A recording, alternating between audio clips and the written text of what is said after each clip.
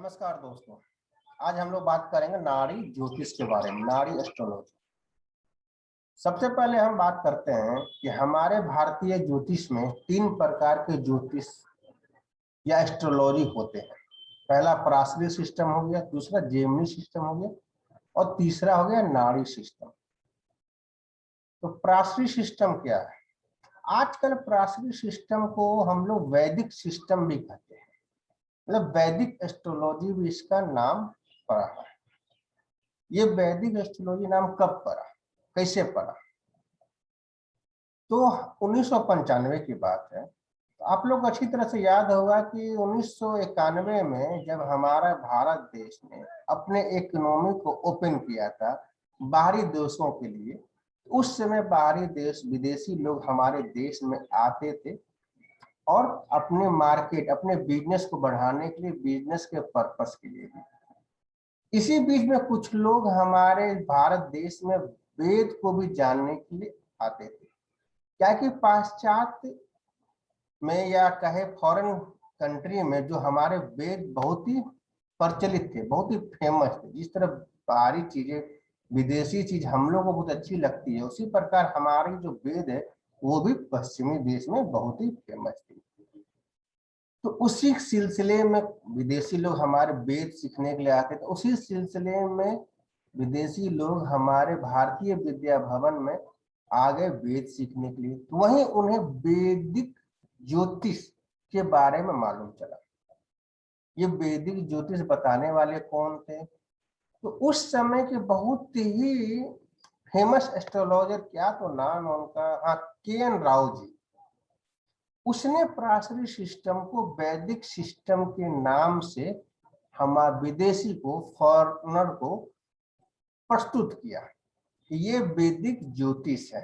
अरे मूर्ख, वेदों में कहाँ कहीं ज्योतिष लिखा हुआ है? ना तो उसने वेद पढ़ा है, ना फॉरनर ने वेद पढ़ा, ना हमने पढ़ा, ना आप लोग पढ़े हैं। फिर भी उसने पराशरी सिस्टम को वैदिक ज्योतिष के नाम से परोसा गया, उन्हें सिखाया, उन्हें बेचा गया। तो भाई वो लोग बहुत खुश हो गए कि भाई वेद का ज्ञान हो गया, वैदिक ज्योतिष है, हो सकता है इसमें भविष्यवाणी एकदम परफेक्ट हो, प्रिडिक्शंस इसकी बहुत अच्छी हो। आप लोग अच्छी तरह जानते हैं कि जो फॉरेनर होते हैं, जो विदेशी लोग होते हैं, तो रूल को बहुत ही अच्छी तरह से फॉलो करते हैं। यदि वो कहीं जा रहे हैं, यदि रेड लाइट यदि आ गई तो तब तक रुके रहेंगे जब तक वो ग्रीन लाइट ना हो जाए। लेकिन हमारे भारत में देखिए दोस्तों, रेड लाइट यदि आ गई है तो हम लोग अगल बगल झांकते हैं कि किधर से ग्रीन लाइट हो रही है और हम लोग उधर से निकल चले। यही अंतर होता है हमारे भारतीय में और हमारे फॉरेनर में। रूल्स वो लोग बहुत फॉलो करते हैं। साथ में वो लोग बाइनरी सिस्टम में काम करते हैं, मतलब 1 और 0, मतलब यस या नो। लव होगा तो होगा या नहीं होगा, ये बताइए। ये नहीं कि फलना है, ये है, वो देख रहा है, इसके पुराने, इसके दुश्मन के घर में बैठे हुए हैं, बलाबल देखना है, षडवर्ग देखना है, अष्टक वर्ग देखना है, योग देखना है, वो नहीं। उन्हें भाई यस या नो, कि हमारा जो भी विवाह होगा तो बताइए होगा या नहीं होगा। सिंपल सी बात है। तो उसी को वैदिक एस्ट्रोलॉजी के नाम पर परोसा गया। जो बाद में जो फलादेश होता है वो फलित नहीं हो पाया, तो उसने आके कंप्लेन किया, भारत को बदनाम करने की कोशिश की। तब जाके 2005 के आसपास की बात है, के.एन. राव ने एक सार्वजनिक सभा बैठाई थी, मतलब प्रेस में उसने कमिटमेंट किया, कमेंट किया कि हाँ, ये वैदिक एस्ट्रोलॉजी नहीं, ये इंडियन एस्ट्रोलॉजी है, ये पराशरी सिस्टम बेस्ड है, ना कि वेदों से बेस्ड ये ज्योतिष है। ये हो गया हमारे पराशरी सिस्टम। दूसरा एक जेमिनी। जेमिनी सिस्टम भी एज एक एस्ट्रोलॉजी है, लेकिन इसमें अभी तक नहीं मालूम चल पाया किसी को कि जेमिनी सिस्टम में हम लोग प्रिडिक्शंस कैसे करते हैं। एक्चुअली जेमिनी सिस्टम हमारे राशियों पर आधारित है। जिस तरह पराशरी सिस्टम में हमारी जो दशाएं होती हैं वो ग्रहों पर आधारित होती है। केतु की दशा आती है, शुक्र की दशा आती है, सन की दशा आती है, मून की आती है। उसी प्रकार जेमिनी सिस्टम में राशियों की दशा चलती है, मेष की दशा चलती है, वृष की दशा चलती है। और जो जेमिनी सिस्टम के जो ऑथर हैं या ऑथोरिटी हैं, जो शिक्षक हैं, वो आपको, क्या तो नाम उनका, ईरानगट्टी रंगाचार्य जी हैं, जो हैदराबाद में रहते हैं। बहुत ही विद्वान, संस्कृत के सारे श्लोक जो जेमिनी सूत्र होते हैं उन्हें कंठस्थ याद है, और उन्हें अंग्रेजी भी अच्छी आती है। वो सारे संस्कृत के सूत्र को अंग्रेजी में अच्छी प्रकार भावार्थ कर सकते हैं, हिंदी में भी, लेकिन प्रिडिक्शंस नहीं कर सकते हैं दोस्तों। अब हम लोग कुछ प्राचीन सिस्टम के बारे में बात कर लेंगे, हाउ टू डू प्रिडिक्शन। उसके लिए हमको बहुत सारी चीजें हमें देखना पड़ता है। उच्च नीच ग्रह को देखा जाता है, अपने घर में बैठे हैं कि पड़ोसी के घर में बैठे हैं। बलाबल, बलाबल निकालते निकालते हमारा ही बल निकल जाता है दोस्तों। फिर उसको मतलब क्या कहते हैं कि फिर बाल्यकाल, वृद्धाकाल, ये देखना होता है। शोडक वर्ग, मिलियंस ऑफ योग्स, बहुत सारे योग्स हैं, कितना योग याद रखेगा इंसान कोई। उसके बाद है अष्टक वर्ग, एस्पेक्ट, कंजंक्शन, फिर आपको भावक भावम, फिर डिस्पोजिटर, कारक, योग कारक, राजयोग, मित्रता, शत्रुता, विपरीत राजयोग। इतने सारे चीज देखते देखते देखते दिमाग कंफ्यूज हो जाता है कि आखिर क्या इसका रिजल्ट दिया जाए। अब हम लोग आते हैं दोस्तों नाड़ी एस्ट्रोलॉजी। नाड़ी एस्ट्रोलॉजी क्या है, जो हम लोग पढ़ेंगे, इसी के बारे में मेरी जो भी वीडियो बनेगी वो नाड़ी एस्ट्रोलॉजी के बारे में ही बनेगी दोस्तों।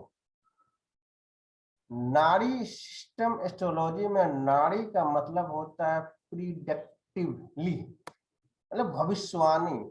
यह विद्या हमें भविष्यवाणी बताती है। वही नाड़ी ज्योतिष जो बताती, जैसे मान लीजिए आप अभी या आज से 1000 साल पहले में जो हमारे वैद्य होते थे, या आज के डॉक्टर भी हमारी नाड़ी को देखकर पूरे शरीर के हाल बता देते हैं। उसी प्रकार जो नाड़ी है ज्योतिष का हाल बताएंगे आपको। जैसे आपके education, litigation, property, vehicle, marriage, profession, health, ये सारी चीज बताएंगे। और मैं आपको इस वीडियो में, इस कार्यक्रम, इस ऑनलाइन क्लास में आपको बताऊंगा, इसका एक एक चीज खोल खोल के मैं रखूंगा कि किस प्रकार ये नाड़ी एस्ट्रोलॉजी सही भविष्यवाणी करती है। तो हम लोग चलिए जानते हैं पहले, कुछ तो रूल होंगे नाड़ी के। तो यहाँ नाड़ी के 5 रूल बताए गए हैं दोस्तों। तो मैं आपको यहाँ पर रूल्स बताता हूँ दोस्तों।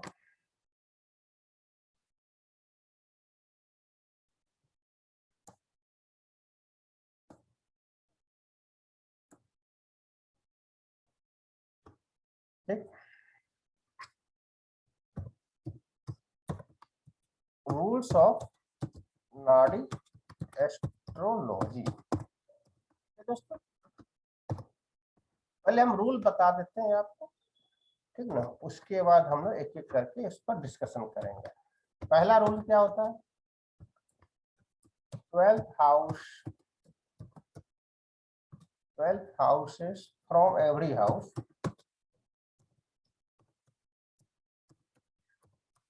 till the significance.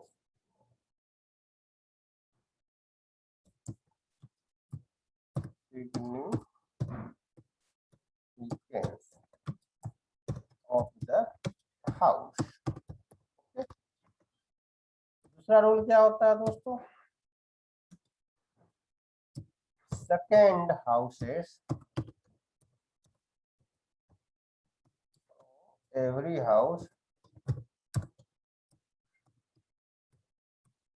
increase the significance of the house as spelling गलत होगा दोस्तों, देख लीजिएगा। तीसरा क्या होता है दोस्तों, दशा ग्रेटर देन भुक्ति ग्रेटर देन अंतरा।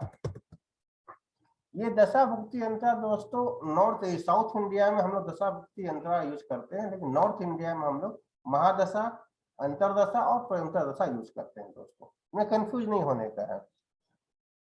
उसके बाद चौथा रूल्स हो गया दोस्तों, सबलॉर्ड ग्रेटर देन नक्षत्र ग्रेटर देन प्लेनेट। और पांचवा रूल हो गया दोस्तों इसको, कॉम्बिनेशंस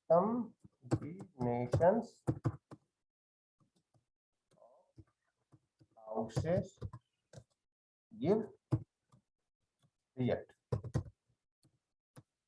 दोस्तों ये 5 रूल है, लेकिन बेसिकली इसमें 2 ही रूल हम लोग अधिकांशतः यूज करते हैं, मतलब हर कुंडली में हम लोग 2 रूल यूज करते हैं। एक हो गया आपको दशा भुक्ति और अंतरा, और चौथा रूल्स हो गया सबलॉर्ड ग्रेटर देन नक्षत्र ग्रेटर देन प्लेनेट। हम लोग बारी बारी से पहले विचार करते हैं। सबसे पहले 12th हाउस, पहला रूल क्या था, 12th house from every house kill the significance of the house. इसका मतलब क्या हो गया, इसका मतलब हो गया प्रत्येक घर का 12वां घर उस घर का जो कारकत्व है उसको किल करता है, उसको मारता है दोस्तों। दूसरा क्या हो गया, second house from every house increase the significance of the house. इसका मतलब हो गया प्रत्येक घर का दूसरा घर उस घर के जो भी कारकत्व उसको बढ़ाता है, इनहांस करता है दोस्तों। तो कैसे इसको लोग समझते हैं, एक हम लोग कुंडली बनाते हैं दोस्तों।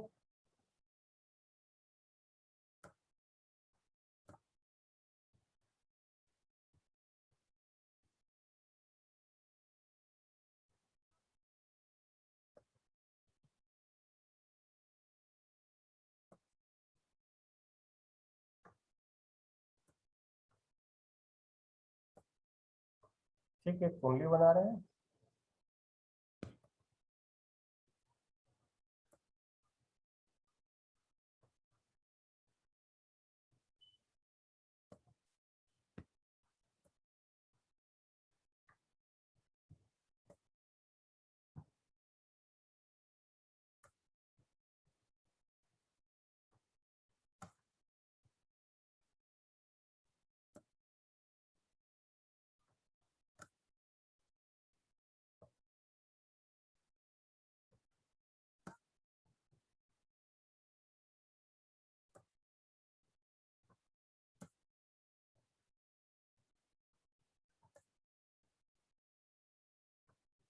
ठीक दोस्तों, कुंडली बन गई आपको। ये देखिए 12 घर है, 1 2 3 4 5 6 7 8 9 10 11 12। तो मान लीजिए दोस्तों ये पहला घर मेरा है, ठीक है, ओके। इसका 12वां घर कौन सा हो गया, इसका 12वां घर देखिए ये हो गया दोस्तों, हमारे यहाँ 12वां लिया, ठीक है। तो पहला घर क्या बताता है हमें, पहला घर हमें बताता है हमारी लाइफ को, हमारे जीवन को बताता है। तो उसका 12वां घर क्या बताता है, यहाँ से गुनिएगा तो 12वां घर ये आएगा, 1 2 3 4 5 6 7 8 9 10 11 12। तो 12वां घर क्या बताता है, हमारी मृत्यु को बताता है। अर्थात 12 house from every house kill the significance of the house. मतलब 12वां घर क्या कर रहा है, पहले घर का जो भी सिग्निफिकेंस है उसको किल कर रहा, मार रहा है, ठीक है, ओके। अब 12वां घर का दोस्तों, इसका 12वां घर कौन सा हो गया, ये 11वां घर हो गया दोस्तों। ये क्या बताता है, यदि ये लॉस है दोस्तों 12वां घर, तो ये इसका 12वां गेन हो गया, ठीक है। उसी प्रकार दोस्तों इसका 12वां घर 10वां घर हो गया, तो ये गेन है तो ये लॉस है। लेकिन हमारे कुछ कुछ चीज में से 10वां और 11वां घर हमारे कुछ कुछ इवेंट में पॉजिटिव काम करते हैं, लेकिन कुछ कुछ इवेंट में जस्ट पहला रूल यूज होता है, वो हम लोग आगे देखेंगे, समझेंगे उसी प्रकार से। अब नौवां घर क्या होता है दोस्तों जी, नौवां घर हमारे भाग्य का है, फॉर्चून्स का है दोस्तों। तो इसका 12वां घर दोस्तों ये हो गया आपको,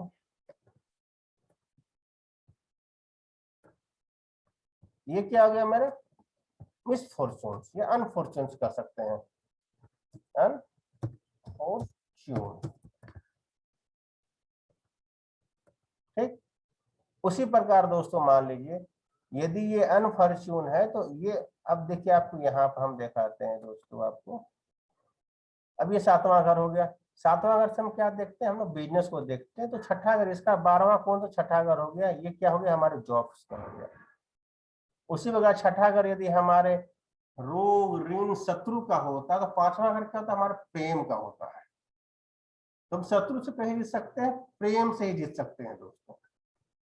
उसी प्रकार जब 5वां घर हमारे संतान का होता तो चौथा घर, उसका जो 12वां चौथा घर होता है वो कहता है नो संतान होता है। इसी प्रकार दोस्तों हम लोग 12th house from every house kill the significance of the house. उसी प्रकार यदि हम दूसरा बात करें, दूसरा second house from every house increase the significance. तो मान लीजिए 10 11वां घर, इसका दूसरा घर कौन सा हो गया दोस्तों, 12वां घर हो गया। तो क्या करता है, इंक्रीज करता है। ये 12वां घर हो गया, 12वां घर दूसरा घर पहला घर हो गया, ये हमारी मृत्यु का है, ये हमारे जीवन का है। यदि पहला घर हम खुद सेल्फ है तो इसका दूसरा घर हो जाता है, ये हमारे फैमिली का हो जाता है दोस्तों। इसी प्रकार हम लोग यूज करते हैं। अब तीसरा नियम क्या है, दशा ग्रेटर देन, मतलब इसका मतलब दशा इज स्ट्रॉन्गर देन भुक्ति, भुक्ति इज स्ट्रॉन्गर देन अंतरा। अर्थात यदि दशा यदि कोई भी इवेंट को यदि बताती है कि पॉजिटिव है, तब तो हम लोग भुक्ति को देखते हैं। मान लीजिए दशा कोई इवेंट बताती है नेगेटिव है, तो हम अगली दशा को देखते हैं। तो कोई भी इवेंट होने के लिए सबसे मजबूत हमारी दशा होनी चाहिए, दशा में वो इवेंट हमें बताए, तब हम आगे भुक्ति देखेंगे। यदि भुक्ति बताएगी तब फिर अंतरा देखेंगे। यदि दशा भुक्ति अंतरा तीनों पॉजिटिव इवेंट को बता रही है तो हम पिन पॉइंट करने के लिए ट्रांजिट को देखेंगे, गोचर को देखते हैं। यही तीसरा रूल हो गया कि दशा को सबसे मजबूत माना गया है, उसके बाद अंतरा को, भुक्ति को, उसके बाद अंतरा को माना गया है। जैसे मान लीजिए कि कोई एक राहुल नाम का व्यक्ति है, 16 साल की उम्र में, 16 साल उसको हो गया, गुरु जुपिटर की जस्ट दशा भी खत्म हो उसकी, शनि की दशा आ गई। शनि की दशा कितने साल चलती है दोस्तों, 19 साल की चलती है। अब शनि मान लीजिए कि शादी के लिए नहीं बता रहा दशा, तब उस राहुल की शादी शनि की दशा में नहीं होगी। अर्थात हम ये कहना चाहेंगे 16 में 19 जोड़ दीजिए, 9 6 15, 35 साल तक उस राहुल की शादी नहीं होगी। अब शनि के बाद किसकी दशा आती है, मरकरी की आती है, वो 17 साल की आती है। मरकरी भी शादी को डिनाई कर रहा है, तब 35 में 17 जोड़ दीजिए दोस्तों, 52 साल तक राहुल की शादी नहीं होगी। मान लीजिए केतु भी डिनाई कर रहा है यार, केतु 7 साल की होती है, तो 52 में 7 हो गया 57 साल। एक मिनट दोस्तों, यस सर। कहीं नहीं सर, यही घर है, कहाँ लॉकडाउन में सर। हाँ सर।